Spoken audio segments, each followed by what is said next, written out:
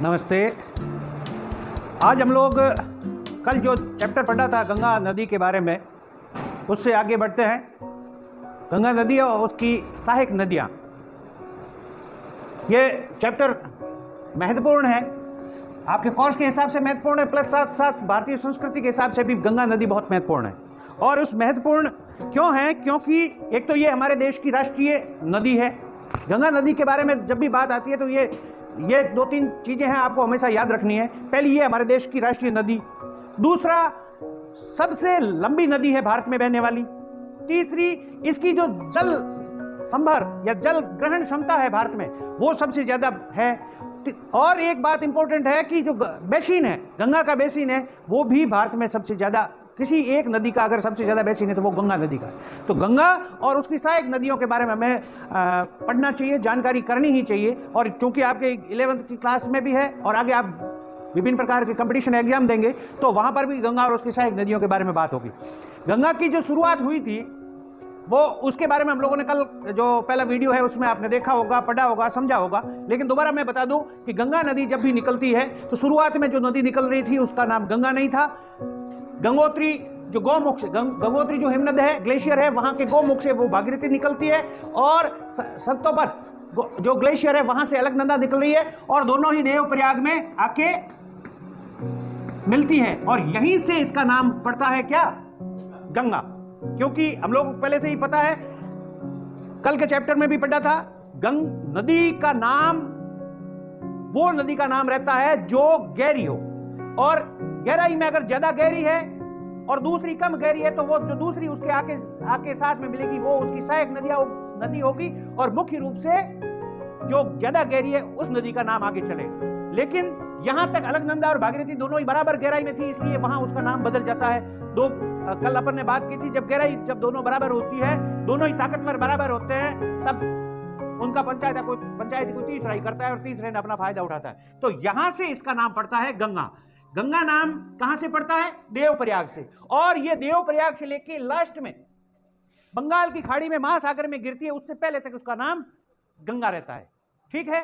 अब गंगा और उसकी सहायक नदी, गंगा नदी चलते हुए कहां है? गंगा ऋषिकेश आती है, ऋषिकेश से हरिद्वार में आती है। और यहां पर हरिद्वार इंपॉर्टेंट इसलिए है गंगा नदी के किनारे वाला, क्योंकि इस शहर के हरिद्वार में गंगा नदी पहली बार पर्वतों से उतरकर मैदानी भाग में आती है। तो हरिद्वार वो इंपॉर्टेंट टॉपिक इसलिए आ जाता है क्योंकि मैदानी भाग में यहां आती है। उसके बाद वो आगे चलती है कन्नौज, कानपुर, इलाहाबाद, गाजीपुर, पटना।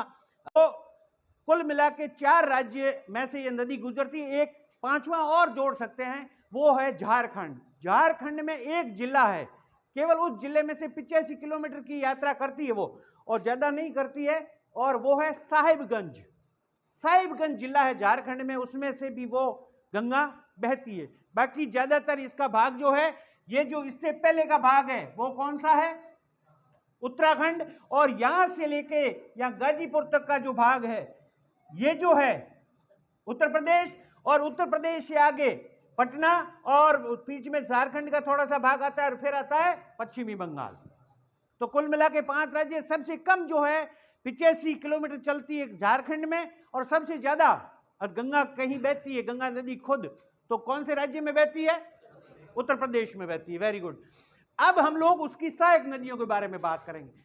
सहायक नदी वो नदी होती है जो अपने से ज्यादा गहरी नदी में आके मिल जाती है। आके कोई नदी अपने से ज्यादा गहरी नदी में आके मिल जाती है, तो वहां वो जो छोटी नदी है, कम गहरी नदी है, वो वहां खत्म हो जाती है, और उससे पहले तक वो नदी अपना वर्चस्व रखती है, और वहां आकर ही वो उसकी सहायक नदी बन जाती है।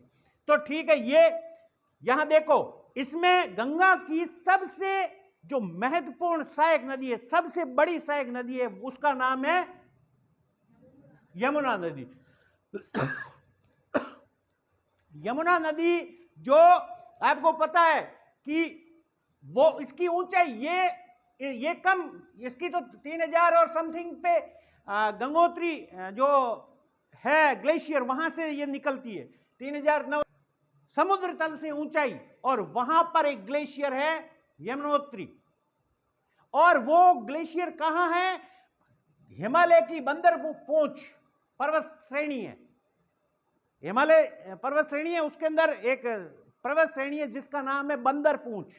बंदर, बंदर मतलब मंकी, मंकी टेल, बंदर की पूंछ उसका नाम है। अब क्यों पड़ा वो उस अलग बात है, लेकिन वहां उस पर्वत से बंदर पूंछ पर्वत श्रेणी के अंदर एक ग्लेशियर है जिसका नाम है यमुनोत्री, जो समुद्र तल से 6316 फुट है।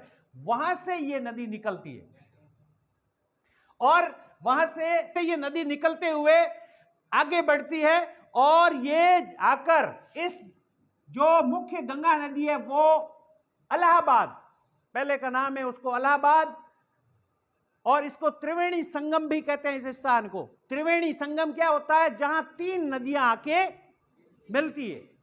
कौन सी मिली? देखो, गंगा, और उसके अंदर आके कौन सी मिली? यमुना।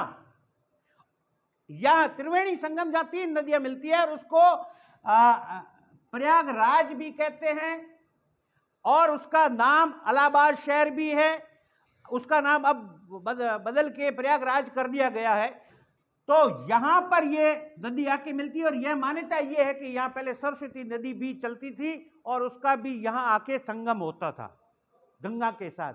तो तीन नदियों का जहां संगम होता है उसको त्रिवेणी कहते हैं।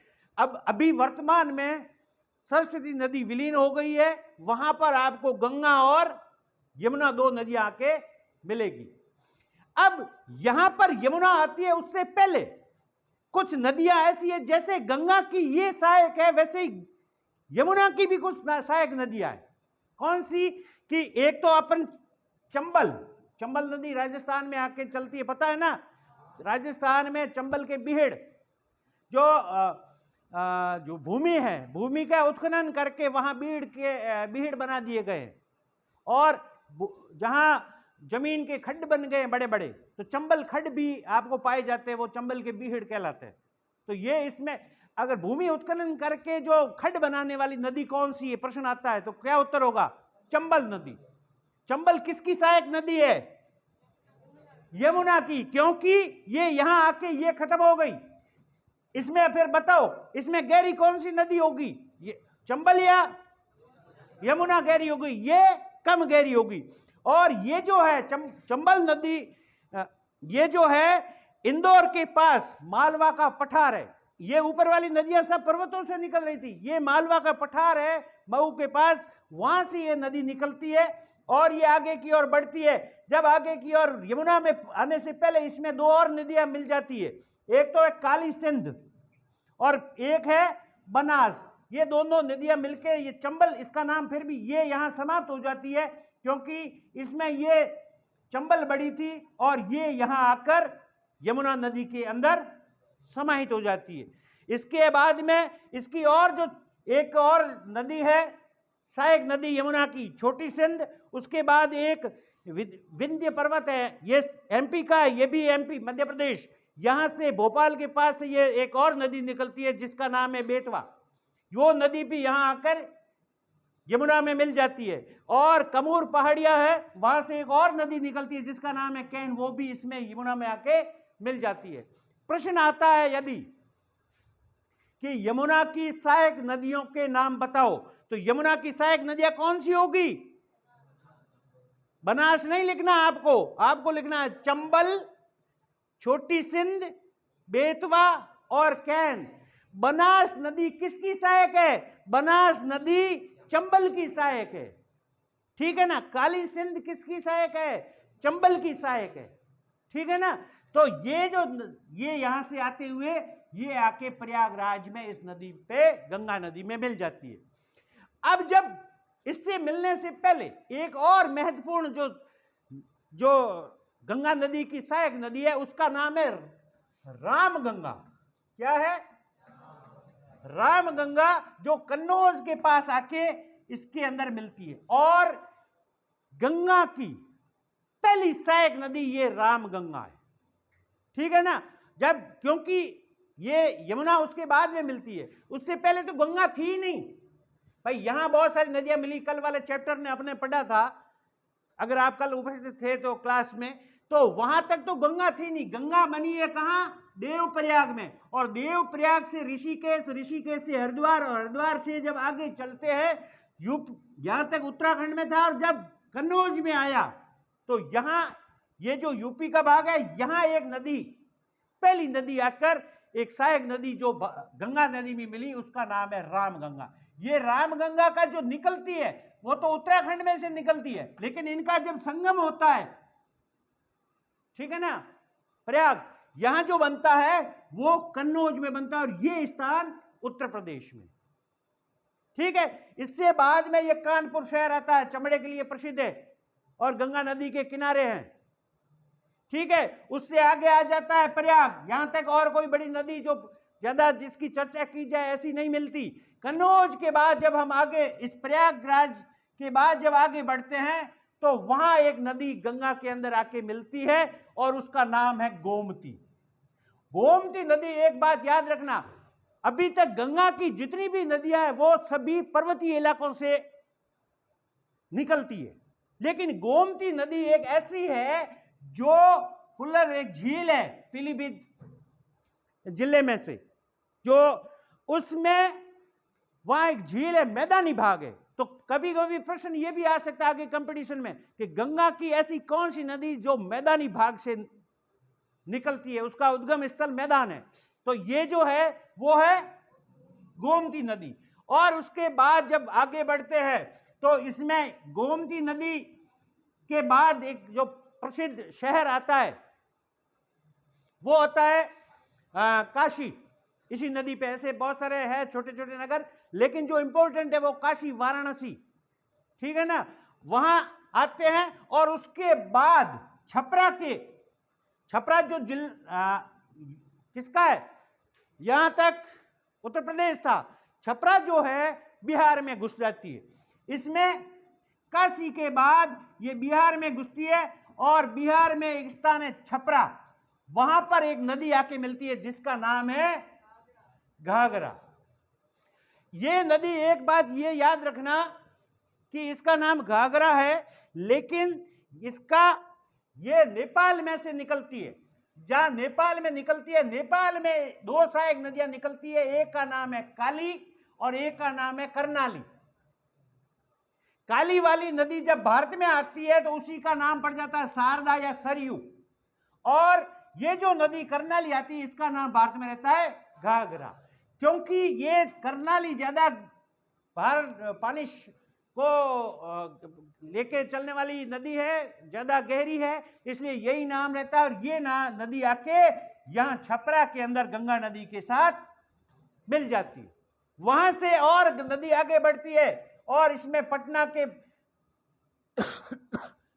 पर जब पहुंचती है तो अमरकंटक की जो पर्वत है वहां से एक नदी आती है जिसका नाम है सोन नदी, और वो यहां आकर इस नदी के साथ मिलती है। ये अमरकंटक की पहाड़ियों से सोन नदी निकलती है, यहां आके मिलती है। उसके बाद जो आगे चलता है एक शहर आता है मुर्शिदाबाद, और वहां पर एक नदी इसमें और आके मिलती है जिसका नाम है गंडक। तो और गंडक के बाद जैसे आगे बढ़ते हैं तो कुशेला स्थान है, वहां ये जो एक नदी है कोसी आके मिलती है। ये कोसी नदी का जो उद्गम स्थल है वो तिब्बत है। तिब्बत समझते हो, आजकल तिब्बत का मतलब वो चीन के अधीन है। वहां पर एवरेस्ट पर्वत श्रृंखला आपने पढ़ रखा होगा। एवरेस्ट पर्वत श्रृंखला से उत्तर के अंदर जो एक हिमनद है, ग्लेशियर है, वहां से यह नदी निकलती है और ये चलती चलती यहां आकर कुर्सेला के अंदर इसके साथ मिल जाती है। इसके बाद जैसे आगे बढ़ती है तो एक और जो स्थान है फरक्का बांध, नाम सुना होगा आपने, बहुत बड़ा बांध है। वहां पर उससे पहले वहां पर एक नदी, महानंदा नदी, जो कि असम राज्य के दार्जिलिंग की जो पहाड़ियां हैं वहां से निकलती है, जिसका नाम है महानंदा, वो आकर यहां मिलती है। तो ये आपको यहां इस गंगा नदी में अंतिम जो लास्ट में मिलने वाली नदी है वो है महानंदा, और शुरुआत में पहली जो इसकी सहायक नदी है वो है, कौन बताएगा, रामगंगा। तो राम गंगा से लेके यहां तक इसमें इतनी नदियां, ये इसकी सहायक नदी है। अब इसमें आपके कभी कभी प्रश्न आता है कि इसमें ऊपर वाला जो है बाईं ओर से आने वाली नदियां, तो गंगा के आपके जो ऊपर वाली है वो बाईं ओर से आती है नदियां, और नीचे वाली है वो दाईं ओर। तो गंगा में बाईं ओर से आने वाली नदियों के नाम बताइए, सहायक नदियां। बाईं ओर से गंगा में शामिल होने वाली उसकी सहायक नदियां कौन सी है? पहली है रामगंगा, गोमती, घाघरा, गंडक, कोसी, महानंदा। और दाईं ओर से कौन कौन सी आती है? यमुना, यमुना, सोन, हाँ बस दामोदर। अभी आगे चलते हैं, अब इसमें नहीं मिलती। अब होता आगे क्या है, यहां से फरका के बाद इसकी दो धाराएं बन जाती है, और इसमें गिरने से पहले ये यहां आ जाता है बांग्लादेश, ये बांग्लादेश है, ठीक है। अब इसमें से बांग्लादेश के अंदर एक जो जाता है उसका नाम है पद्मा, और ये यहां पर डेल्टा बनानी शुरू कर देती है नदी। डेल्टा बना के, डेल्टा जब बनाता है, डेल्टा के अपन आगे वाले चैप्टर में अपन पढ़ेंगे, ये नदियां विभिन्न धाराओं में बन जाती है, और ये यहां पर आकर बंगाल की खाड़ी में, बंगाल की खाड़ी में समुद्र के अंदर विलीन हो जाती है। बंगाल की खाड़ी में ये समुद्र के साथ महासागर में मिल जाती है और इसके साथ विलीन हो जाती है। तो यहां जो इसी नदी का नाम किसका? गंगा का। जब ये बांग्लादेश में आ जाती है तो इसका नाम हो जाता है पद्मा।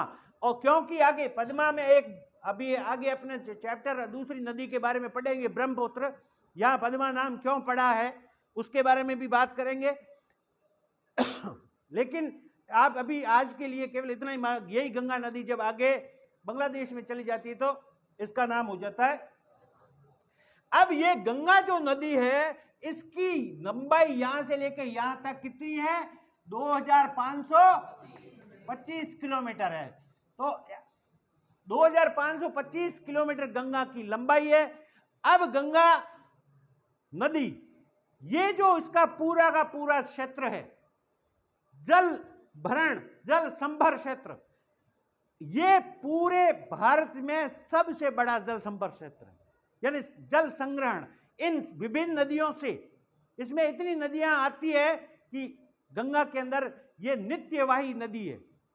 शुरुआत में यहां से तो ग्लेशियर से पानी आता ही है, लेकिन इसके अलावा इन विभिन्न भागों से भी नदी के अंदर अन्य सहायक नदियों से पानी गंगा के अंदर वर्ष भर आता रहता है। तो इसके साथ साथ गंगा के बारे में और आपको बात जो इंपॉर्टेंट चीज है, ये भारत के 5 राज्यों में चलती है। 5 राज्यों में कौन कौन से, कौन बताएगा? उत्तराखंड, उत्तर प्रदेश, बिहार, झारखंड और पश्चिमी बंगाल। झारखंड कोई ज्यादा इंपॉर्टेंट नहीं, क्योंकि केवल एक ही जिले में से चलती है। और झारखंड के कौन से जिले में से चलती है, कोई बताएगा मुझे?